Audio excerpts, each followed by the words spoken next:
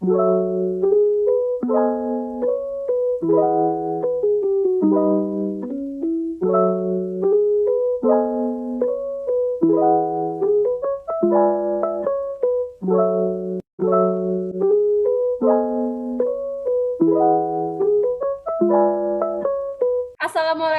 warahmatullahi wabarakatuh. Selamat siang dan salam sejahtera bagi kita semua. Selamat siang, Bu. Ya, baik, ini kelihatannya mukanya pada semangat. Selamat siang, Bu. Selamat siang, Bu. Ya, ini Halimah udah makan atau belum ini? Alhamdulillah sudah, Bu. Ya, bagus. Jadi saya rasa anak-anak sekalian semangat untuk mengikuti pembelajaran pada hari ini. Kita masuk ke pelajaran sejarah wajib. Jadi sebelumnya Ibu sudah mengirimkan modul di grup kelas kita ya. Sudah kalian lihat? Sudah, Bu. Sudah, Bu.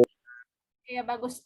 Jadi sebelum kita masuk ke materi kita, ada baiknya kita berdoa terlebih dahulu agar pembelajaran kita pada hari ini bisa membawa berkah bagi kita semua. Ketua kelasnya siapa ini? Saya, Bu, Farul Roji Manurung. Ya, baik. Kepada Farul Roji, bisa dipimpin doanya, Nak. Baik, teman-teman, sebelum memulai pelajaran sejarah wajib kita, ada baiknya kita melakukan doa. Doa menurut kepercayaan masing-masing dimulai.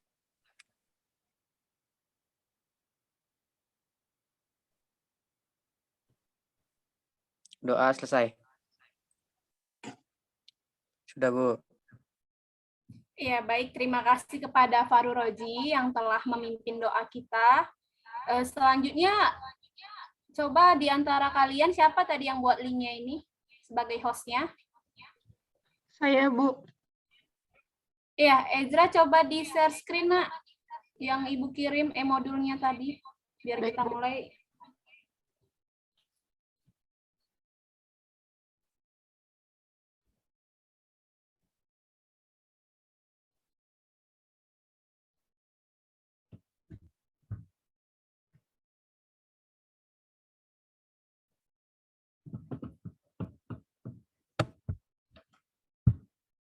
Ya, baik. Teman-teman lainnya sudah terlihat share screen dari Ezra? Sudah, Bu. Sudah, Bu. Ya, baik. Terima kasih kepada Ezra yang telah men-share screen materi kita pada hari ini. Ibu akan mengabsen kalian terlebih dahulu. Ezra Tamar Kristalia. Ada, Bu.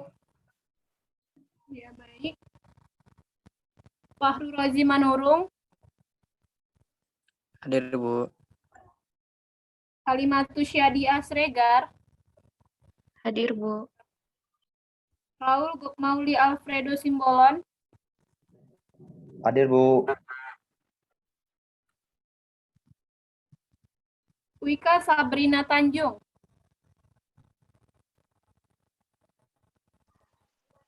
Hadir, Bu. Wika? Iya, baik. Hadir semua ya. Oke, lanjut Ezra, kita masuk ke daftar isinya terlebih dahulu.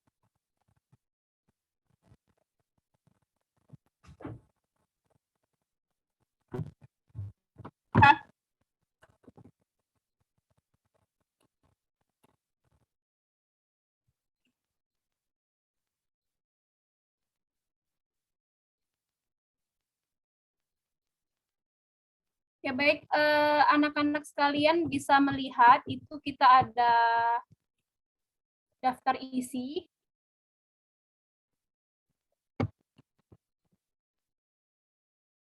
Jadi adapun Ibu terlebih dahulu menjelaskan daftar isi kita ini sebelum masuk ke tahap selanjutnya pembelajaran kita. Jadi di sini kita ada 2 materi terlebih dahulu. Yang pertama ada kegiatan pembelajaran 1, membahas kerajaan-kerajaan maritim di Indonesia masa Hindu Kuda. Nah, Di sini kalian bisa melihat itu ada sub-sub bagiannya antara A, B, C, dan E.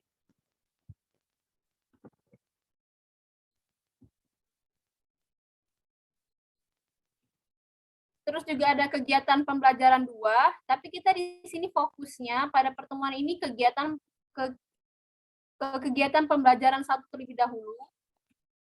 Lanjut Ezra. Ke peta konsep aja langsung.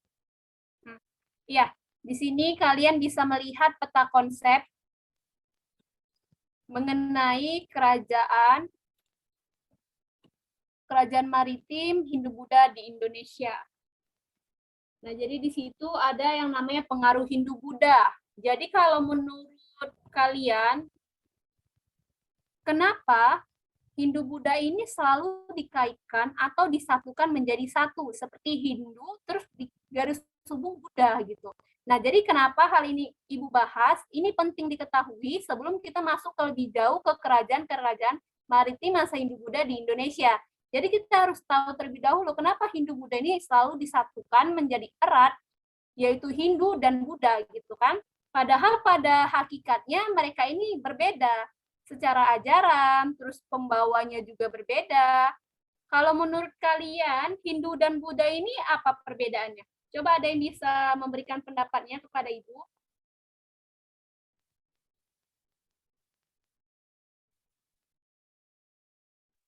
Kalau saya, Bu, dari tempat ibadahnya, Bu. Iya, baik. Lanjut, ada lagi yang ingin memberikan pendapatnya mengenai perbedaan Hindu dan Buddha ini apa sih gitu? Pembawanya, Bu. Kalau Hindu kan dia dari pedagang kaum Waisya. Kalau Buddha dari awalnya Siddhartha Gautama.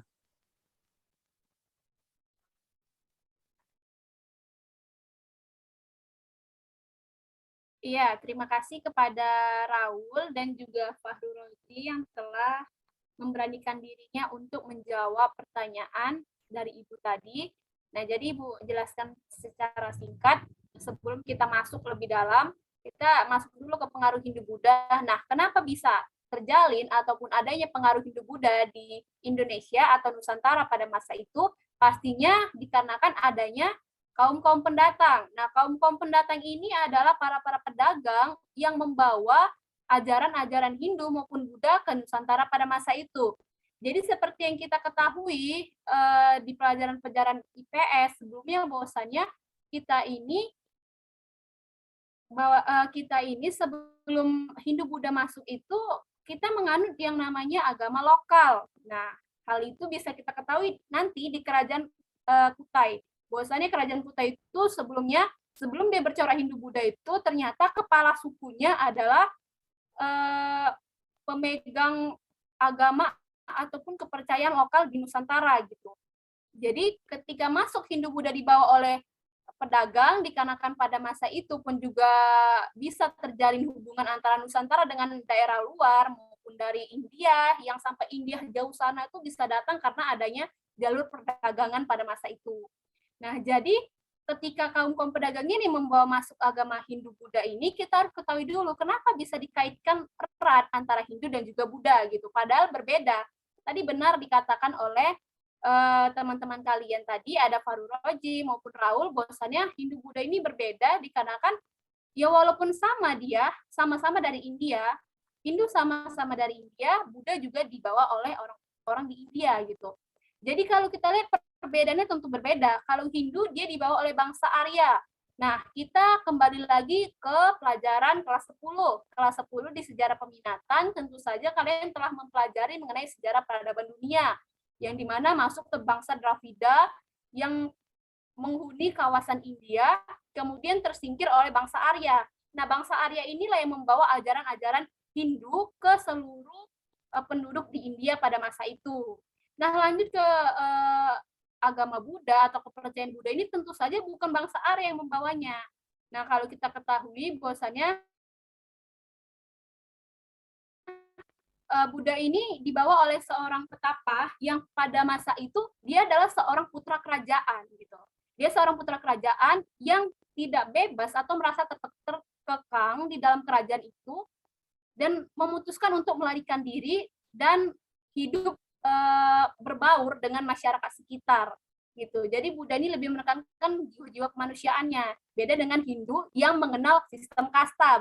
Kalian juga sudah mengerti juga mengetahui bahwasannya Hindu ini erat dengan yang namanya sistem kasta. Nah, coba di antara kalian ada yang bisa mengemukakan sistem kasta di Hindu itu ada berapa saja?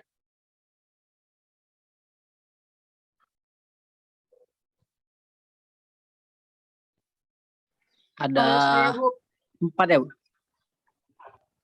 Iya. Ya, Pak Roji, apa-apa saja tuh? Dari dia paling rendah, Sudra, baru naik ke Waisa, naik lagi ke Kesatria, yang terakhir paling tinggi Brahmana. Ya, baik. Itu benar. Jadi, ada yang namanya 4 kasta, yang dimana yang tertinggi itu adalah kasta Brahmana. Jadi, Brahmana ini adalah pembawa ajaran. Pembawa ajaran yang nantinya juga akan berkaitan dengan teori Brahmana. Itu juga sudah pernah dipelajari di SMP, mungkin Ibu rasa. Nah, jadi selanjutnya ada kasta yang kedua, yaitu Kesatria. Yang ketiga, Waisya. Yang keempat ada Sudra. Jadi Sudra ini bisa dibilang kaum buangan atau budak-budak yang dulu-dulu itu masih ada yang namanya sistem budak. Jadi Sudra itu merupakan bisa dikatakan budak gitu. Nah, kalau tadi Waisya pedagang, Kesatria adalah orang-orang yang seperti prajurit dan lain-lainnya. Nah, selanjutnya kalau di Buddha tidak ada yang namanya sistem kasta gitu. Nah, itu merupakan perbedaan antara Hindu dan Buddha. Lantas kenapa ketika dia dibawa ke Indonesia atau dalam pelajaran-pelajaran kita, itu tidak pernah terpisahkan. Nah, Hindu dan Buddha selalu disatukan dengan garis penghubung Hindu-Buddha gitu. Padahal keduanya berbeda. Hal ini dikarenakan pembawa ajaran ini sama-sama dari India, terus di abad-abad yang sama. Berbeda dengan Islam dan juga Kristen gitu ya. Di Islam itu kita masuk dulu tuh masa kerajaan-kerajaan Hindu-Buddha, masa masuknya Hindu-Buddha, lalu lama di abad ke-7 baru masuk ke Islamnya, masuk ke ajaran Islam yang dibawa ke Indonesia. Nah, untuk Hindu dan Buddha ini dalam kurun waktu abad ke-4 Masehi dibawa ke Indonesia. Nah, itulah yang mengapa Hindu dan Buddha selalu dikaitkan, karena penyebaran dan masuknya itu hampir bersamaan. Nah, selanjutnya kita di sini ada membahas pengaruh Hindu-Buddha, lalu dia saling berhubungan antara kerajaan maritim dengan jaringan perdagangan dan pelayaran Nusantara. Nah, mengapa dikatakan saling berhubungan? Hal ini dikarenakan kerajaan maritim ini dapat terbentuk karena jaringan perdagangan dan pelayaran Nusantara. Nah, jadi jaringan perdagangan dan pelayaran Nusantara ini bisa berkembang pesat juga dikarenakan terbentuknya kerajaan maritim. Hal ini dikarenakan seperti yang Ibu sampaikan sebelumnya, bahwasannya Hindu-Buddha masuk ke dalam Indonesia atau Nusantara itu dikarenakan adanya jaringan perdagangan dan pelayaran pada masa itu. Nah, hal itulah yang menjadi pintu masuk orang-orang India yang membawa ajaran mereka, Hindu maupun Buddha, datang ke Indonesia dan juga menyebarluaskan hal itu. Nah, selanjutnya kita masuk ke akulturasi kebudayaan Nusantara dan Hindu-Buddha. Nah, ini nanti kita juga akan mempelajarinya, bahwasannya ada yang namanya antara persinggungan budaya, tentu saja berbeda. Kebudayaan di India yang dibawa oleh orang-orang India melalui Hindu-Buddha dengan Indonesia, kita yang khas gitu di sini. Jadi itu berbeda, kebudayaan berbeda inilah kemudian dapat saling bersinggungan yang kemudian bisa saja melebur. Itulah dikatakan akulturasi. Nanti ada yang namanya bangunan-bangunan ataupun tradisi-tradisi yang mengindikasikan adanya akulturasi kebudayaan Nusantara dan Hindu-Buddha. Nah, selanjutnya itu ada sistem pemerintahan sosial ekonomi dan kebudayaan. Nah, itu juga saling berhubungan dengan kerajaan maritim. Nah, secara garis besar, sebenarnya materi pertama ini kita membahas fokus kerajaan maritimnya saja. Karena pun juga untuk mengenai pengaruh Hindu-Buddha dan lain-lainnya itu sudah dipelajari di semester 1. Jadi kita masuk ke kerajaan maritimnya terlebih dahulu, nanti lanjut lagi ke kegiatan pembelajaran kedua.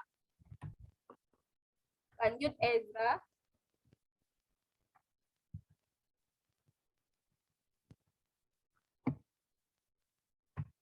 kita masuk ke pendahuluan. Nah, jadi kita sebelum masuk ke materi intinya, materi awal dari kerajaan-kerajaan maritim masa Hindu-Buddha di Indonesia, kita perlu adanya pengenalan ataupun pendahuluan. Nah, jadi di sini kalian bisa membaca atau melihat di share screen itu ada yang namanya kompetensi dasar.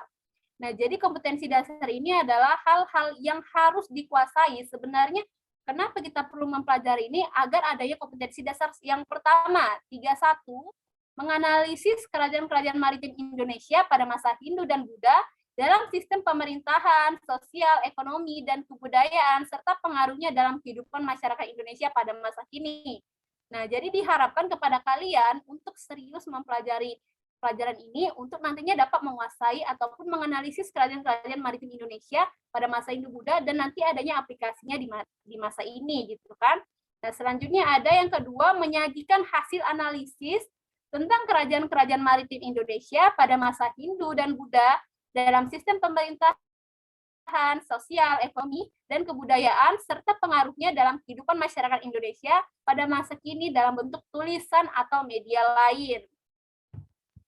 Nah, selanjutnya di bagian C kita ada deskripsi singkat materi. Nah, itu teman-teman bisa melihat bahwasanya ada beberapa terpetakan daerah-daerah ataupun bagian-bagian dari Indonesia yang disitulah terletak kerajaan-kerajaan maritim tadi. Nah, itu ada yang pertama itu ada Sriwijaya, terus Mula Warman, Tarumanegara, Mataram, Kediri. Nah, kalian bisa melihatnya secara jelas di share screen.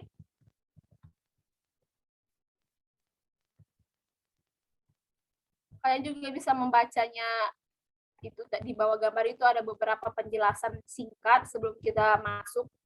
Itu sebagai pengantar.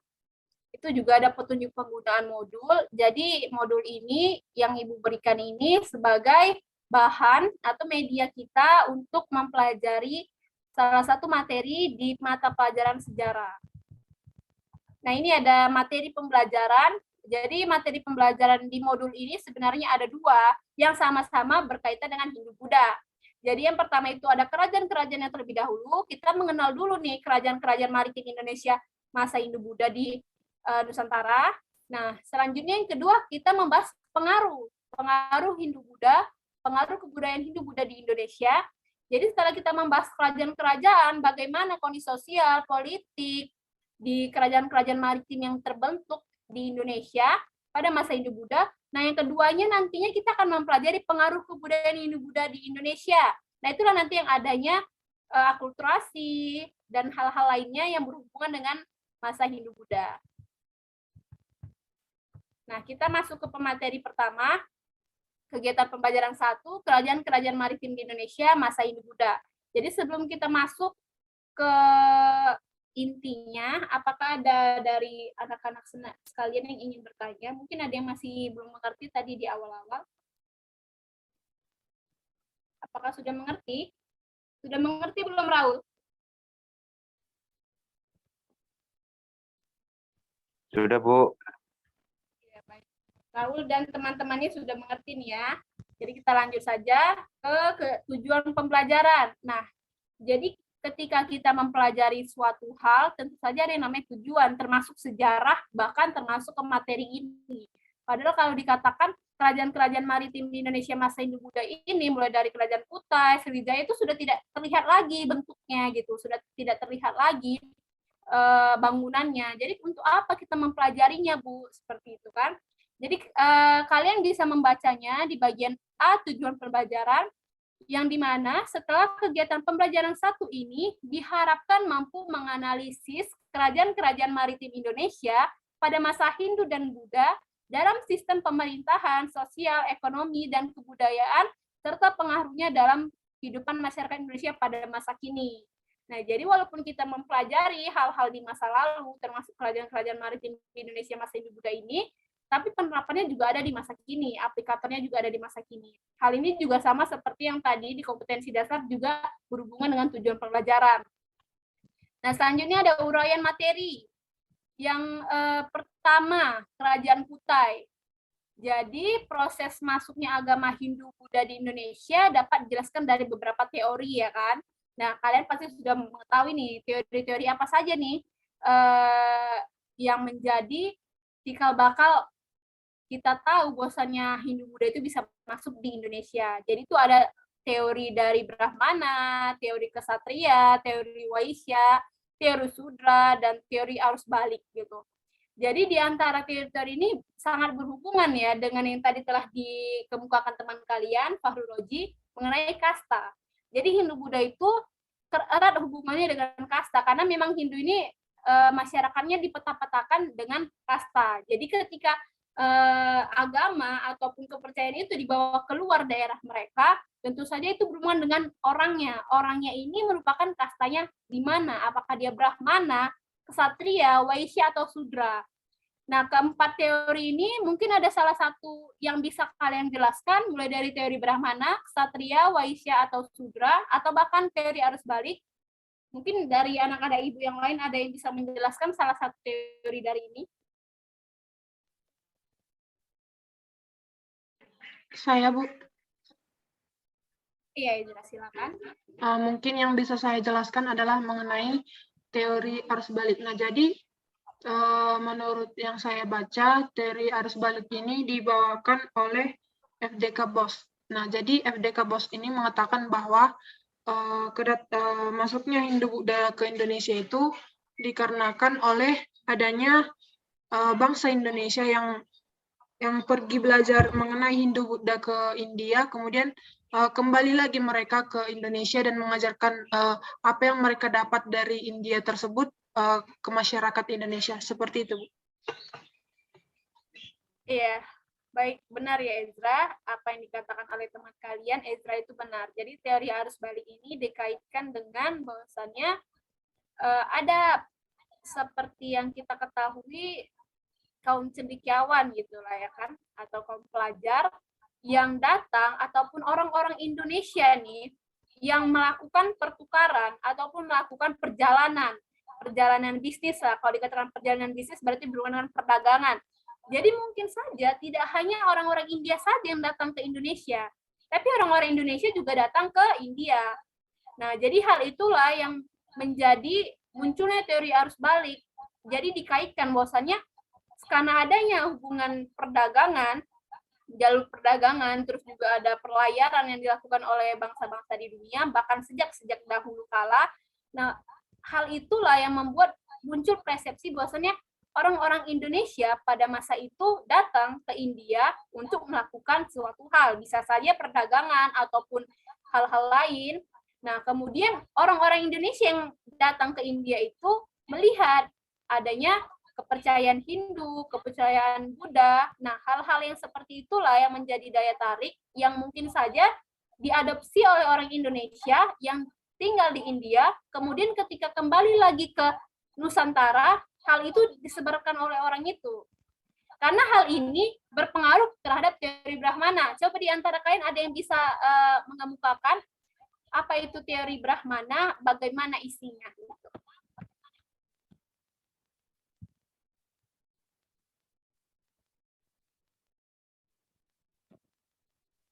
Ya, Bu. Iya, silakan Farul Raji. Jalan. Wika aja dulu. Iya, mau siapa ini duluan? Wika. Iya, silakan Wika. Oke, Bu. Jadi teori Brahmana ini diungkap oleh J.C. Van Leur. Dia menyatakan bahwa agama dan Buddha merupakan kebudayaan Hindu-Buddha yang datang ke Nusantara dibawa oleh golongan Brahmana. Golongan Brahmana ini adalah golongan agama. Mereka sengaja diundang oleh penguasa pada waktu itu. Mungkin itu, Bu, dikembalikan. Terima kasih. Iya, terima kasih kepada Wika yang telah berusaha untuk mengungkapkan apa itu teori Brahmana. Jadi benar bahwasanya teori Brahmana itu isinya kurang lebih secara intinya adalah ajaran-ajaran pengaruh-pengaruh Hindu-Buddha yang ada di Indonesia pada saat itu, pada masa itu, bercikal bakal atau dibawa oleh kaum-kaum Brahmana. Nah, hal ini dikarenakan ketika kita melihat ke teori kesatria, secara garis besar, secara intinya adalah bahwasannya pengaruh dari Hindu-Buddha di Indonesia itu dibawa oleh kaum kesatria yang kalah di India atau di tempat asal mereka, kalah berperang, kemudian melarikan diri atau dikatakan seperti itu, melarikan diri dari India ke Indonesia dan menyebarluaskan ajaran itu. Nah, kemudian juga teori Waisya yang paling banyak atau eksis itu teori Waisya, karena memang benar bahwasannya Waisya ini adalah pedagang gitu. Jadi istilahnya jalur perdagangan inilah yang membuka pintu masuknya pengaruh Hindu dan Buddha ke Indonesia. Dan selanjutnya ada teori Sudra, bahwasannya adanya budak-budak yang melarikan diri dari India, kemudian bisa saja melarikan diri ke Indonesia dan menyebarluaskan ajaran-ajaran pengaruh ajaran Hindu-Buddha itu. Namun dari Ksatria, Waisya, dan Sudra ini dipatahkan oleh teori Brahmana. Mengapa demikian? Dikarenakan dikatakan bahwasannya Hindu ini merupakan ajaran yang tinggi, yang bisa membawakan ataupun menyampaikan ajaran-ajarannya adalah hanya kaum Brahmana seorang. Nah, jadi Ksatria, Waisya, dan Sudra itu tidak bisa membawakan ajaran itu ke orang lain. Hanya Brahmana lah yang dapat membawakan ajaran itu. Seperti itulah. Nah, selanjutnya dipatahkan lagi nih teori Brahmana oleh karena Brahmana itu sendiri tidak diperbolehkan menyeberang lautan. Nah, ada itu yang pada masa itu kaum Brahmana tidak diperbolehkan menyeberang lautan. Nah, hal inilah yang menjadi pemutus bahwasanya teori Brahmana ini belum tentu benar. Nah, selanjutnya muncullah teori terakhir yaitu arus balik. Dari keempat teori yang tadi itu ada Brahmana, Ksatria, Waisya, dan Sudra, muncullah teori arus balik yang menyatakan tadi seperti yang dikatakan oleh Ezra, bahwasannya orang-orang Indonesia yang datang ke India yang mengadopsi atau mengambil, menyerap pengaruh Hindu-Buddha itu, mereka belajar di sana, kemudian mereka mendatangkan lagi ke Indonesia. Nah, itulah yang kurang lebih yang dapat kita pahami atau kita ketahui di antara teori Brahmana, teori Ksatria, Waisya, Sudra, dan teori arus balik. Nah, selanjutnya ketika pengaruh Hindu-Buddha itu masuk, tentu saja ada perbedaan. Nah, perbedaan-perbedaan ataupun perubahan yang terjadi di Indonesia atau Nusantara itu salah satunya adalah terbentuknya kerajaan. Jadi sebelum masuknya pengaruh Hindu-Buddha di Indonesia itu, Indonesia atau Nusantara belum mengenal yang namanya kerajaan. Sistemnya itu masih seperti kepala suku. Nah, selanjutnya setelah masuknya Hindu-Buddha, barulah terbentuk yang namanya kerajaan Kutai. Jadi kerajaan pertama lah di Indonesia itu kerajaan Kutai. Jadi kerajaan Kutai ini bukan hanya kerajaan pertama masa Hindu-Buddha di Indonesia, tapi memang benar-benar kerajaan pertama di Indonesia kerajaan Kutai gitu. Jadi kalian bisa melihat itu ada peta kerajaan Kutai. Terus juga kalian bisa memahaminya dengan membaca materi yang telah termuat di modul ini mengenai kerajaan Kutai. Coba di antara kalian ada yang bisa mengemukakan apa yang paling kalian ingat dari kerajaan Kutai? Itu ada tuh ciri khas dari kerajaan-kerajaan di Indonesia ini yang sangat diingat oleh para pelajar di Indonesia. Jadi kalian adakah yang kalian ingat di kerajaan Kutai ini, apa gitu yang bisa kalian ingat di kerajaan Kutai? Coba ada yang bisa mengemukakan pendapatnya. Saya, Bu. Iya, silakan Ezra. Jadi kerajaan Kutai ini yang paling saya ingat itu pendirinya adalah Kudungga. Terus raja yang paling terkenal itu yaitu Mula Warman, karena Mula Warman di masa pemerintahan Mula Warman inilah puncak kejayaan daripada kerajaan Kutai. Kemudian yang lebih terkenalnya lagi ada yang namanya peninggalan dari kerajaan Kutai ini, yaitu Prasasti Yupa yang berisi mengenai persembahan 20.000 ekor sapi untuk itu kurang saya tahu, tapi mengenai persembahan 20.000 ekor sapi intinya dari prasasti Yupa ini. Begitu yang bisa saya sampaikan. Ya, baik. Terima kasih kepada Ezra. Benar yang dikatakan Ezra tadi, itulah yang paling diingat oleh Ezra gitu ya, ketika mendengar yang namanya Kerajaan Kutai.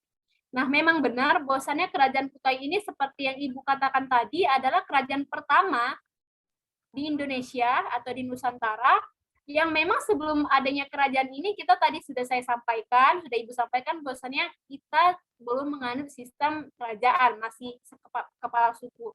Seperti yang dikatakan oleh Ezra tadi benar bahwasannya kalau dikatakan pendirinya itu Kudungga. Jadi ada perbedaan antara nama Kudungga dengan nama-nama yang ada di India atau nama-nama yang dari Hindu gitu.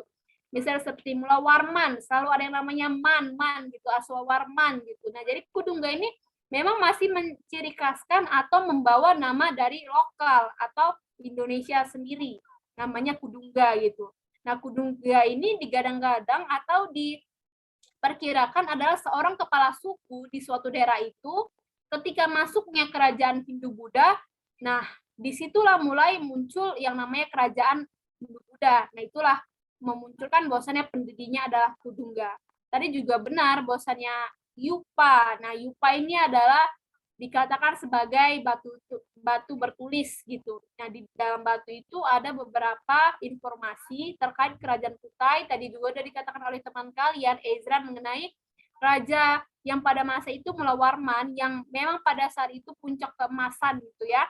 20.000 disumbangkan untuk Brahmana, 20.000 sapi disumbangkan ke kaum Brahmana pada masa itu. Jadi itu memang benar yang dikatakan oleh teman kalian Ezra. Nah, selanjutnya kita masuk ke Kerajaan Tarumanegara.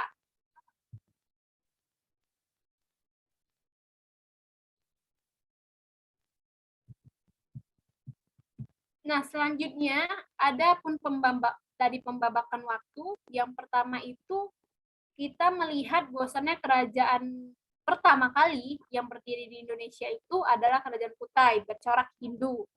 Selanjutnya adalah Kerajaan Tarumanegara. Nah, tadi Kerajaan Kutai itu berada di daerah Kalimantan, gitu kan? Nah, selanjutnya kalau untuk Kerajaan Tarumanegara ini, dia ini berada di daerah Jawa. Nah, Jawa, kalau kalian tahu ini berseberangan ataupun bertetanggaan lah dengan kerajaan-kerajaan lainnya seperti Kerajaan Sunda, Kerajaan Galuh dan lainnya. Nah, Ibu ingin bertanya lagi kepada kalian, apa yang paling kalian ingat atau informasi apa yang paling kalian ingat sampai saat ini berkenaan dengan Kerajaan Tarumanegara?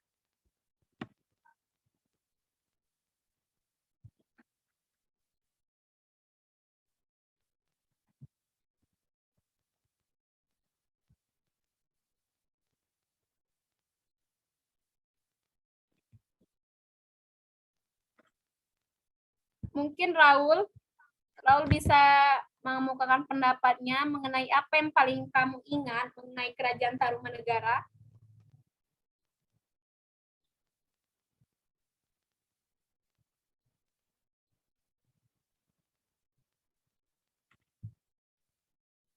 Raul.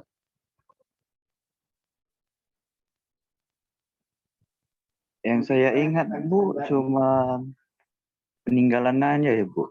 Seperti prasasti.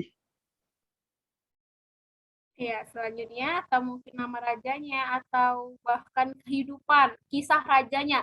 Kisah Raja Tarumanegara ini termasuk kisah raja yang bisa dibilang terkenal gitu ya, sering dibicarakan.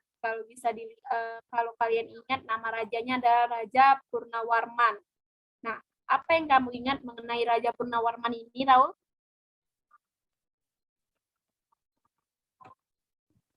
Kurang tahu ya, Bu.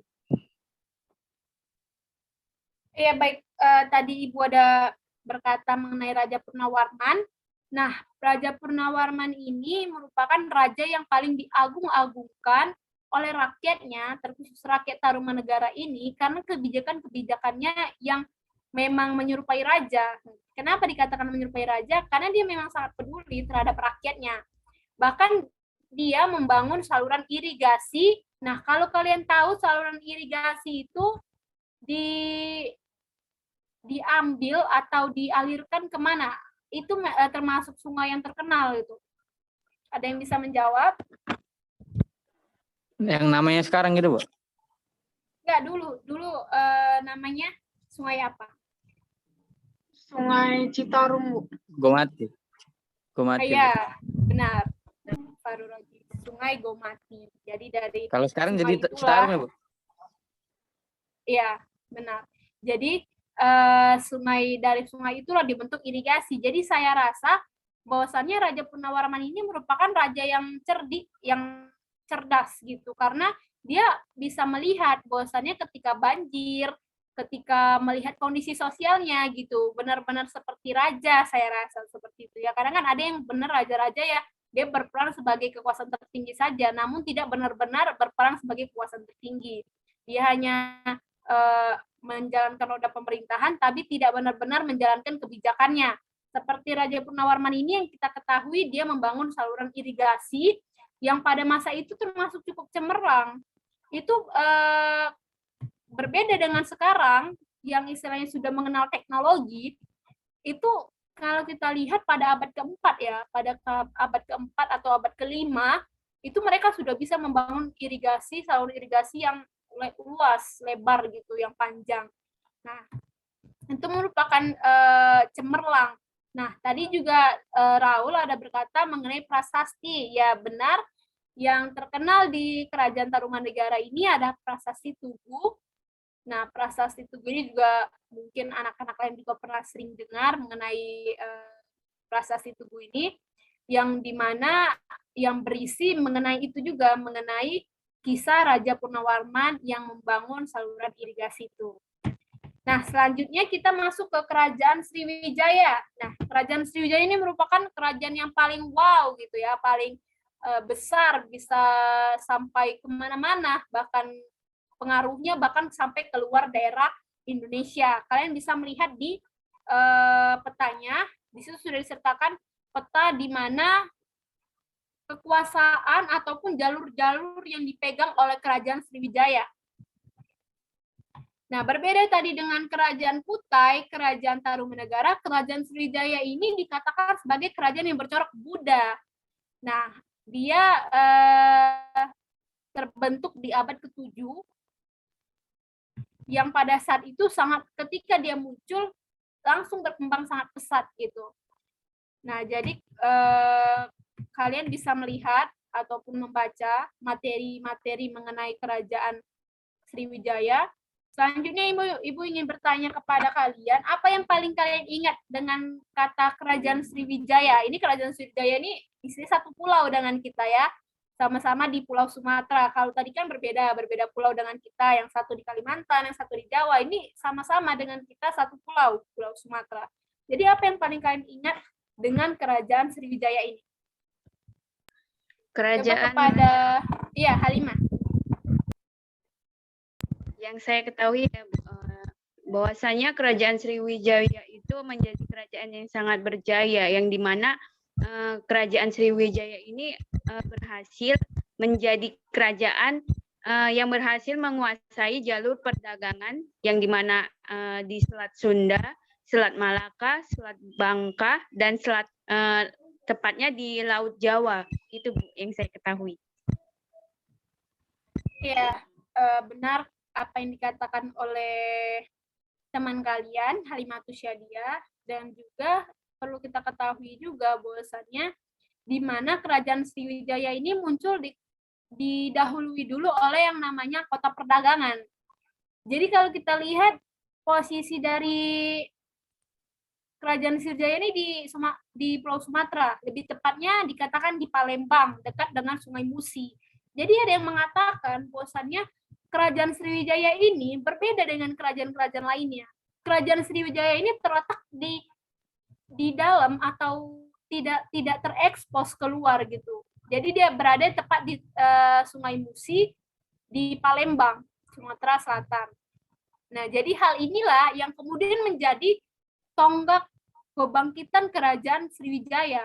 Ketika mereka berdiri, Lalu mereka sebagai kota perdagangan yang menghubungkan antara Pulau Sumatera. Kalau kalian ingat Pulau Sumatera ini, coba kalian lihat, coba ke atas lagi, Ezra. Kita masuk ke bagian peta. Nah, Pulau Sumatera ini kan berhubungan dengan luar negeri, ya kan? Itu kalian bisa melihat petanya. Itu jalur merah-merah itu merupakan jalur-jalur perdagangan yang kemudian nanti dia singgah ke Kerajaan Sriwijaya. Yang bahkan dikarenakan dia itu adalah kerajaan yang besar, dikarenakan pengaruh perdagangan itu, ketika dia runtuh pun karena hal itu juga. Karena tidak adanya kapal-kapal yang singgah lagi di Kerajaan Sriwijaya. Nah, coba kalian ada yang bisa mengemukakan salah satu faktor dari runtuhnya Kerajaan Sriwijaya itu apa? Coba.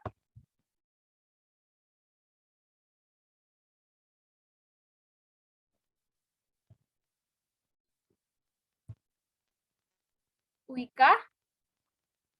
Saudari Wika bisa menjawabnya.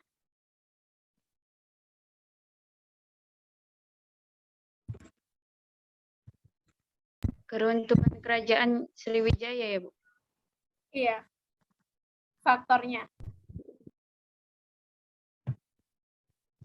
Yang saya tahu ya, Bu. Saya ada ini Bu, menjawab satunya Bu. Iya. Runtuhnya kerajaan Sriwijaya itu kan Bu, yang saya ingat melemahnya kekuatan militer dari kerajaan Sriwijaya itu Bu. Makanya runtuh karena kan serangan Majapahit kan menyerang kerajaan Sriwijaya kan karena pasukan kerajaan Majapahit kan kuat Bu. Mungkin mungkin kerajaan Majapahit ini mau menaklukkan kerajaan Sriwijaya Bu. Mungkin karena pasukan militer kerajaan Sriwijaya Bu yang kurang stabil, makanya Bu lemah gitu Bu. Iya, baik. Terima kasih kepada Raul yang telah berusaha menjawab pertanyaan saya tadi. Jadi, faktor keruntuhan kerajaan Sriwijaya ini banyak ya. Dan salah satunya tadi yang sudah saya bahas, mereka jaya karena jalur perdagangan, mereka runtuh juga karena jalur perdagangan. Jadi ketika mereka jaya ini dikarenakan karena itu tadi saya katakan bahwasannya kerajaan Sriwijaya ini muncul setelah adanya kota perdagangan. Nah, di kota perdagangan inilah banyak kapal-kapal yang singgah atau menyandingkan kapalnya di Sungai Musi, terkhusus Sungai Musi itu kan.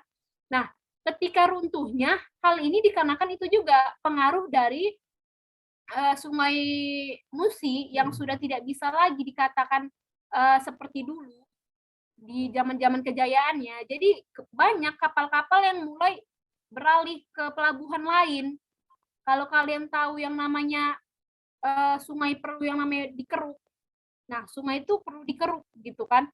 Karena dia kalau lumpurnya naik, susah untuk para nakoda untuk menyandingkan kapalnya di pelabuhan tersebut. Nah, itu salah satu contohnya. Contoh lainnya juga dikarenakan pengaruh Sriwijaya ini luas. Tadi juga sudah dikatakan oleh Halimah ya. Tadi juga dikatakan oleh Halimah bahwasannya pengaruh Sriwijaya ini juga luas. Hal inilah yang juga menjadi bumerang bagi mereka.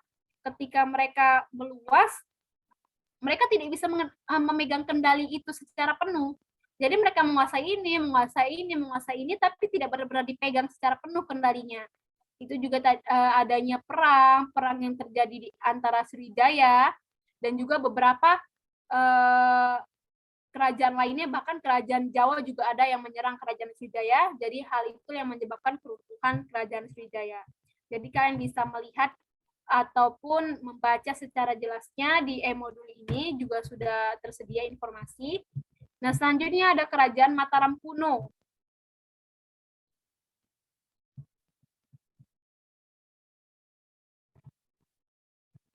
Iya, jadi kerajaan-kerajaan Hindu-Buddha di Indonesia ini, kerajaan maritim. Jadi tadi saya lupa menjelaskan bahwasannya yang membahas kerajaan maritim gitu ya. Jadi ketika kita membahas kerajaan maritim, itu berhubungan dengan yang namanya laut, sungai, hal-hal yang berbau jalur-jalur perdagangan gitu. Jadi dia itu sumber utamanya atau puncak kejayaannya dikarenakan jalur perdagangan ataupun berhubungan dengan laut gitu. Karena kita membahas kerajaan maritim, terkhusus dia di bidang maritim, karena kalau kita lihat banyak kerajaan-kerajaan Hindu-Buddha di Indonesia selain yang ada di E-modul ini. Di E-modul ini hanya membahas mengenai kerajaan maritim. Tadi juga saya menjelaskan mengenai kerajaan Galuh.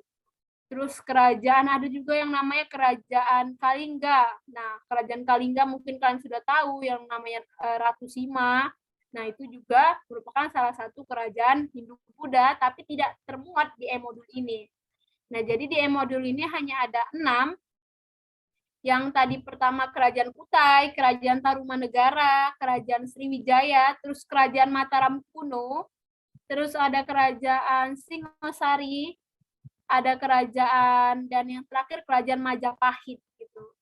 Nah, kerajaan Majapahit inilah menjadi suatu kerajaan ataupun kerajaan besar, kerajaan yang juga pengaruhnya besar selain kerajaan Sriwijaya yang menjadi terakhir atau akhir dari puncak kejayaan kerajaan-kerajaan Hindu-Buddha di Indonesia. Karena setelah kerajaan Majapahit ini beralih masuk ke masa transisi, masa pengaruh Islam masuk ke Indonesia. Nanti juga ada terbentuk kerajaan-kerajaan di daerah Aceh dan lain-lainnya. Jadi untuk kerajaan-kerajaan ini mungkin saya kira kalian bisa membacanya di rumah ataupun mempelajarinya lebih dalam dengan mengambil sumber dari yang lain. Karena pun juga E-modul ini sebagai salah satu dari sumber ataupun media pembelajaran kita. Bukan berarti selain dari modul ini tidak bisa digunakan lagi. Kalian bisa mencari sumber yang lain, buku-buku yang lain, ataupun sumber-sumber yang lain mendukung materi kita pada hari ini mengenai kerajaan-kerajaan maritim di Indonesia. Jadi mungkin saya cukupkan saja tadi di penjelasan terakhir kerajaan Sriwijaya. Untuk kerajaan selanjutnya, kerajaan Mataram kuno, Singosari, dan juga kerajaan Majapahit, kalian bisa mempelajarinya di rumah. Kita masuk ke terakhir, Ezra, itu ada latihan soal 1-10. Nah, itu bisa kalian kerjakan di rumah. Latihan soal ini dikerjakan di rumah, akan dikumpulkan di pertemuan selanjutnya. Dan saya harap kalian bisa mengerjakan soal-soal yang ada di E-modul ini dengan sangat baik. Dan kalaupun sumbernya juga seperti yang saya katakan tadi, jangan hanya berpatok ke E-modul sejarah ini saja. Di modul-modul lain ataupun buku-buku lain juga pasti banyak membahas mengenai pengaruh Hindu-Buddha maupun kerajaan maritim di Hindu-Buddha. Jadi saya harap kalian bisa menjawab pertanyaan yang ada di soal ini dengan sangat baik. Dikumpulkan di pertemuan selanjutnya.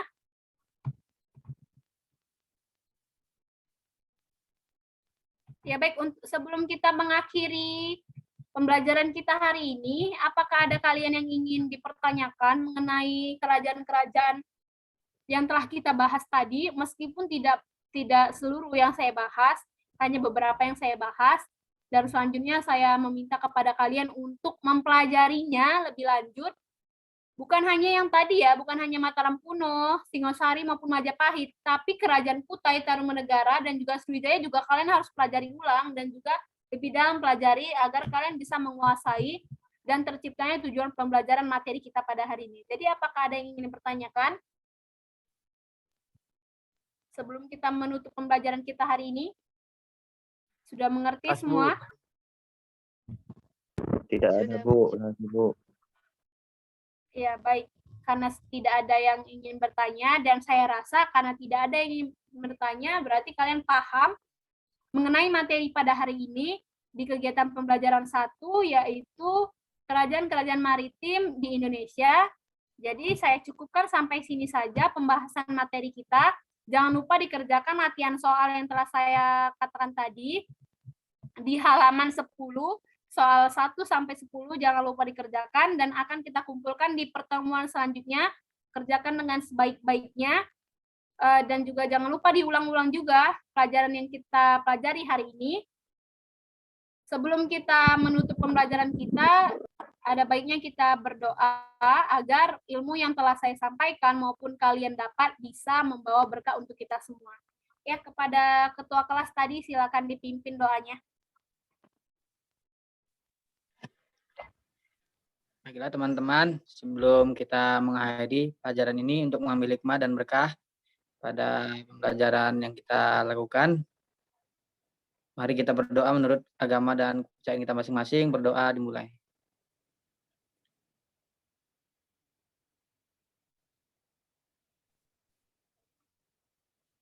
Berdoa selesai.